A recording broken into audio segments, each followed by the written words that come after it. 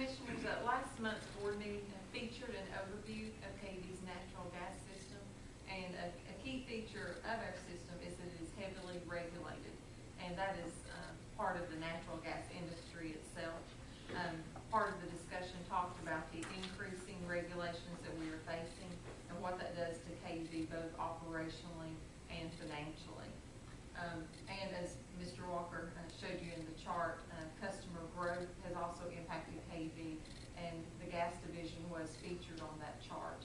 And what we saw is during the 90s, the gas division had about 8% growth.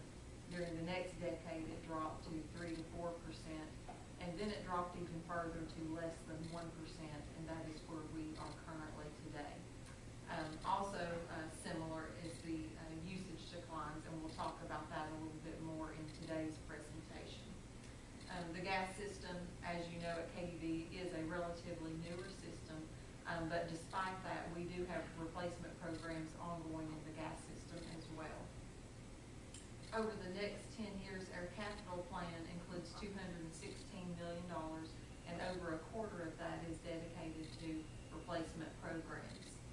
Last month, you heard about our cast iron and ductile iron replacement program, which was started in 1980, and we are nearing the conclusion of that program.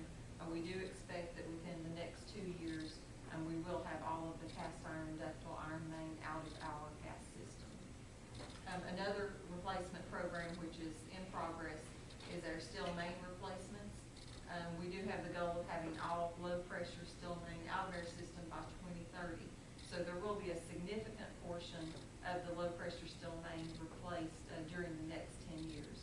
If we looked at those mains that are in our system today, fast forwarding to 10 years from now, we would expect that 70% of those would be replaced during the next 10 years.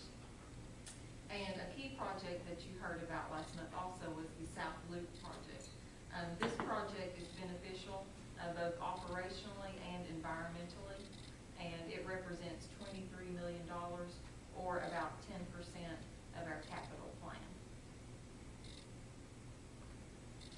The funding plan is, you're going to see the same components that you just saw with the wastewater division.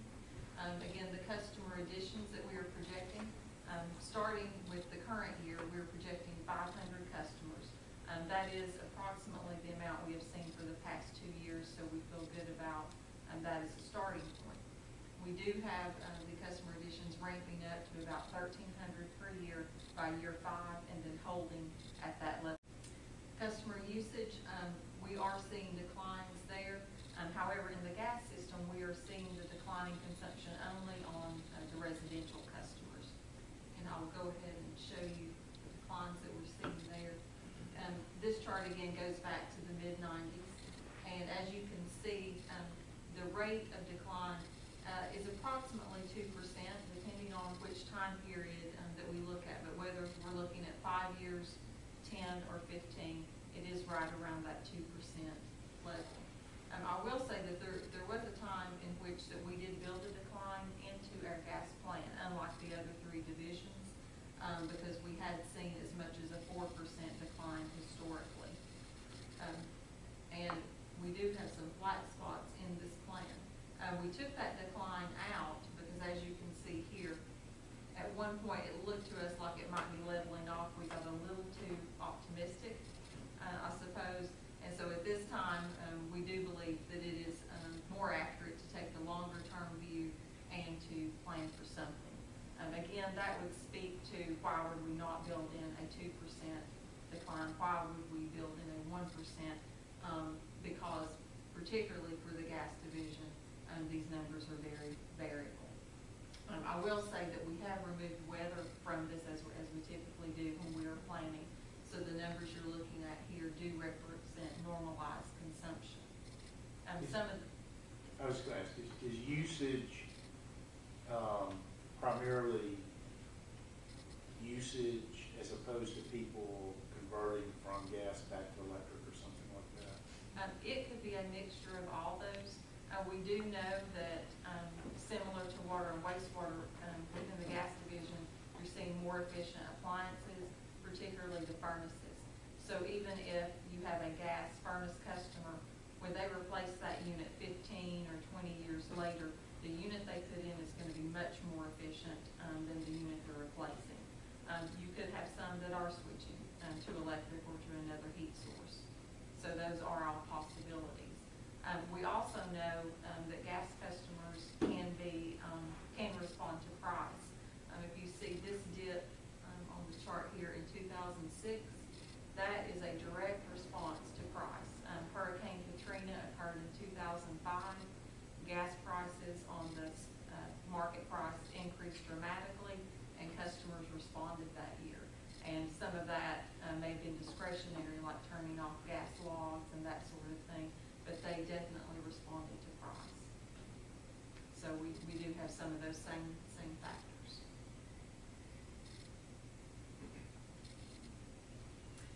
And again, as you have heard me say many times, residential usage is very much impacted by weather in the gas division. And we do have 200 heating degree days less than normal built into our plans every year.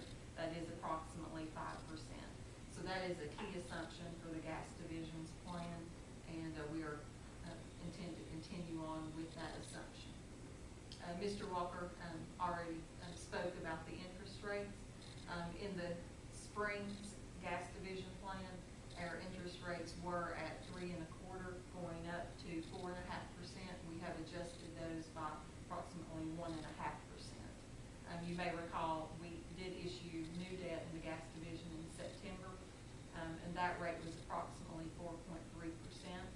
And I will say that the term of that debt was 20 years, and you can see here that we have changed the assumption for the term of the debt to 30 years. That it will be consistent with the electric and water divisions. Both of those divisions utilize 30 years for their new debt. Why would we do that? That will help us balance against this changing assumption. So this took our cost up per year, and this will help balance and bring it back down. So it will give us some rate relief, basically. Our ratios and indicators that we look at for debt, those are unchanged. We do still have the 35% or less target for our funding ratio, and we do want to maintain a 3.0 or better coverage. That will enable us to keep the AA rating on our gas division. And Sherry's right as far as the interest rate and the terms sort of canceling each other out to a large degree, but one was not conditional upon the other. So if interest rates go back down, which would be great, it was really more, we were still going to extend that debt out to go 30 years, match it with what we're doing electric and water. And again, all other things equal, that provides rate relief. It's awesome. So those are our assumptions and our indicators for the gas division plan. For the gas division, we do have just two scenarios that we're featuring to you today. Again, we are proposing to build into 1% decline. This would enable us to do a $1 increase on the residential monthly bill. That would be $1 each year of the 10-year plan.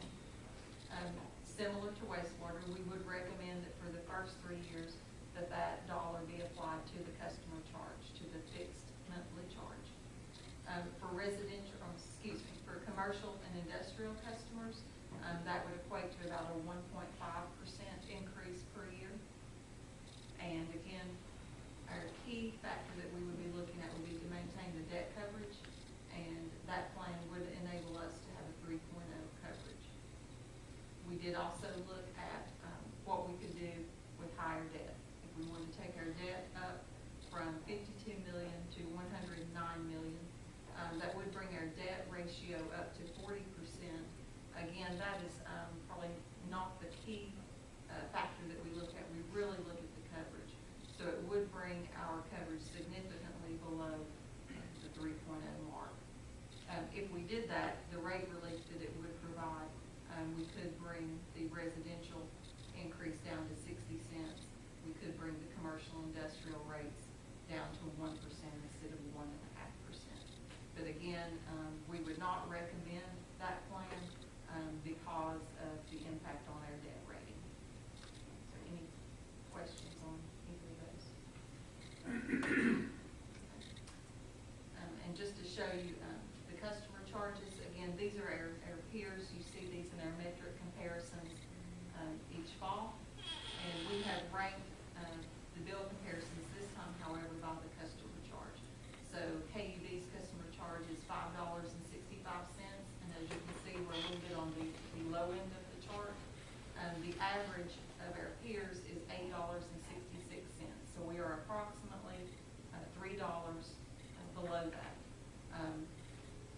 probably could not have engineered that any better. If our peers do not have any increases to their customer charges over the next 3 years, and that is highly unlikely, but if they didn't, and we applied the $1 increase to the customer charge for the next 3 years, then we would be at $8.65, and we would be right there at average. So to recap, our recommendations for the gas division's plan, we would recommend the $1 increase to residential monthly bills, and that would go to the customer charge for at least the first 3 years, and then we would evaluate from that point. That would be a 1.5% increase to commercial and industrial customers, and again, that is all predicated on building in a 1% decline to the residential usage only. And again, we would continue to use debt to the extent possible while keeping our eye on that coverage of 3.0 to maintain the debt rating. And we would again propose to take the term of new debt from 20 to 30 years, and we would expect that we would issue $52 million in new debt over the next 10 years, and that would be approximately 1/4 of our capital plan, and it would be debt funded.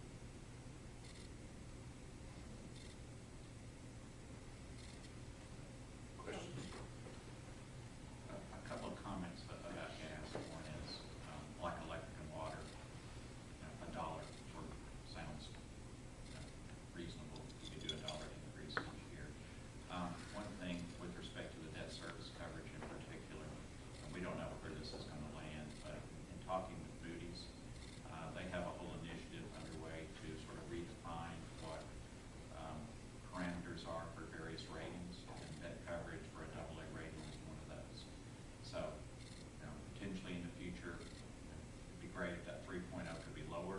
I don't know where they're going to land with it. They don't know where they're going to land with it. It could be a year-long project they're working on, but that would also maybe lend credence to doing something maybe in 3 years, and then you come back and you reevaluate. We potentially could have a different coverage target for gas, which could give us more flexibility. Of the increase, and this is kind of a tough question to probably answer, but of the increase, what part of that do you think would go to capital and what part would go to O&M?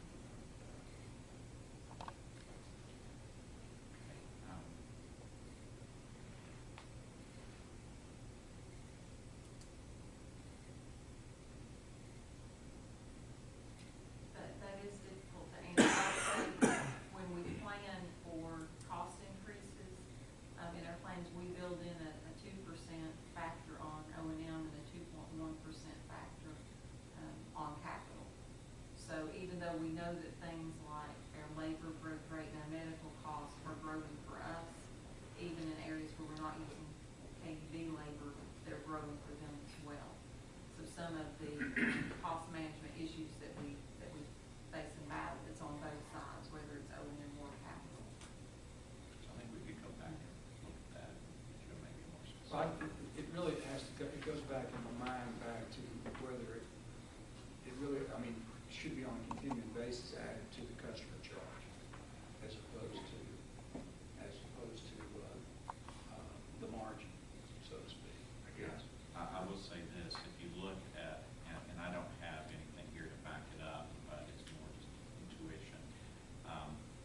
Gas system in total, distribution system cost, I would say 80 to 85% is fixed in nature.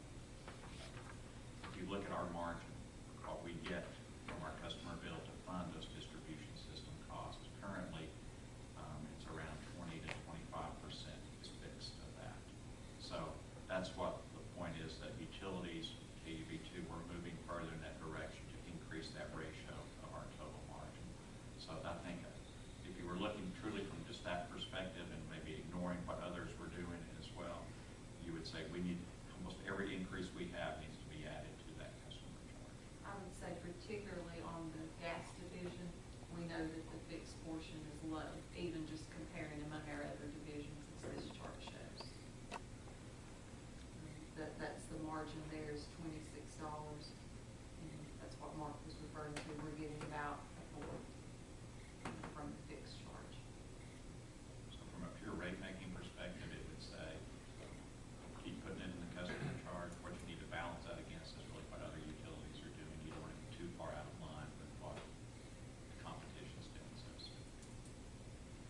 missed the presentation on gas, but the only other question I would have is, as it relates to the placement of the ductile iron and the iron lines and the steel mains, is that more safety, or is that more shrinkage? Do you find more shrinkage in those lines than you would in the newer plastic lines? I guess my question is, what the purpose of doing this is, I mean, what is the main purpose? Is it more safety, or is it because we lose gas through those lines, like we have water lines, we lose water through, is that? There is no regulatory requirement at this point in time to remove those types of materials from the system, although the industry is doing so. There is no firm mandated date by which it has to be accomplished. The regulatory agencies do encourage it and are very pleased that we're doing that. We have been doing that, as you know, from past presentations. That program has been underway for many, many years. There is a greater amount of integrity to the newer piping materials that we're putting in. You don't see the number and types of leaks that you would see with the older types of materials. So there is a component to it that is an operational benefit to us as well. And we're within months now of basically having the old cast iron out of the system. Just throw a quick opinion out there. Based on, well, my personal opinion on what the products we sell, the water products, the regulations and the policies seem to have peaked, and you don't see potential legislation to make a toilet more efficient or something like that. The gas things are still very aggressive. There's pending minimum standard increases for the next year or two. So Sherry's right when she says the difference in a furnace from a few years ago is a big difference. So there's going to be more dramatic changes in usage, I think, just because there's more stuff going on and products are getting more efficient. Water will also be, just because things get replaced or whatever, but not quite as aggressively, I don't think, as gas, because there's still a lot of things coming down the road to change the efficiencies of gas products. So that I think clearly that the usage will definitely be effective going forward. Okay, any other questions? We just had one last slide, and we've already talked about it several times, but our intent for the December meeting would be to bring back a resolution to the board to endorse those 10-year funding plans. We'll actually have a copy of the full funding plan attached to it as an exhibit, as we did back in 2011 for Olympic Lawn. So that is our plan. You know, well, in general, were you all on the board when we voted, you know, to vote to endorse the concept of Century 2? Okay. But I think you all have sort of bought into it since you've been here, but I think we all have been, that concept of moving forward and making sure that our infrastructure and those things are adequately taken care of and that these programs are adequately funded, I think we all have endorsed it one way or another. And all we're doing here is just trying to find that balance of what's the right way to fund that and do that in the fairest way to our customers and at the same time make sure that everything that we're doing is staying strong and viable for the future. So I think we're on the right plan. I think you all have done a good job of presenting our options and letting us see what those look like. But I think for me personally, I think we're moving in the right direction. Any other? Okay. Bill, you want to talk about Fourth Street treatment plant? Just a quick comment. Commissioners, back almost 2 years ago, in February of 2012, we began a $17 million project to improve our wet weather treatment capabilities at our Fourth Creek wastewater plant. You all took a tour back in August of that facility and saw firsthand some of the construction that was underway at the time. Under the consent decree, we're required to have that project completed by December the 30th of this year. And I'm pleased to report this afternoon that that project was completed 7 weeks ahead of schedule. The contractor achieved substantial compliance and substantial completion earlier this month. The new wet weather treatment system has been tested under controlled circumstances as well as under a real rainfall event, and it worked very, very well. So that project now joins a long list of other projects that in the last virtually 9 years have been completed under the consent decree, and all of them being completed on time and on budget. So we're pleased with the contractor's work on that particular project. Great. Thank you. Comments? Is there any further business We have. from the board? Any comments from, okay, if not, we will be adjourned. I'll remind everybody that we will have a lunch meeting that is open to the public and adjourned.